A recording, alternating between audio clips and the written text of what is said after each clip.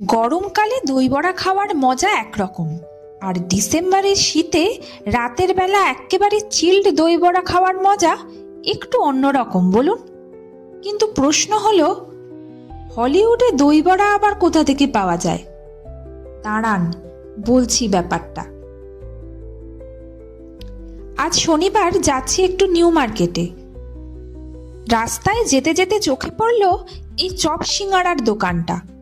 উত্তর কলকাতা তো সব রকম তেলে ভাজার আতুর ঘর।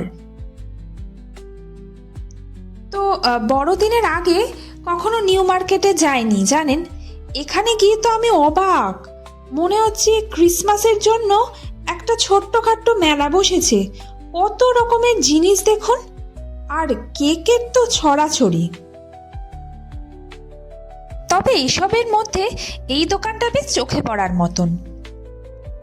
আসলে যে কাজের জন্য নিউ মার্কেটে আসা, সেটা হলো পুজোর সময় বাবা একটা ব্লেজারের কাপড় কিনেছিল, তো সেটা তখন আর বানানো হয়নি।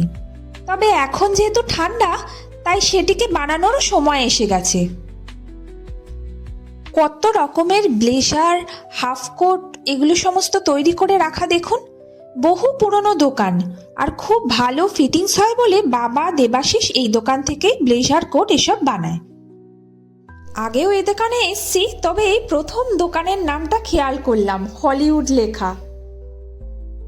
তো সেখান থেকে বেরিয়ে দেখা এই দুই বন্ধুর সাথে।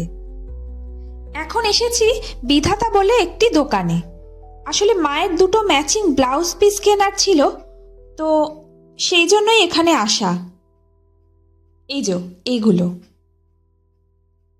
আর নেওয়াও কমপ্লিট হয়ে গেছে। এবার বেরিয়ে মা বলল, কি খাবি?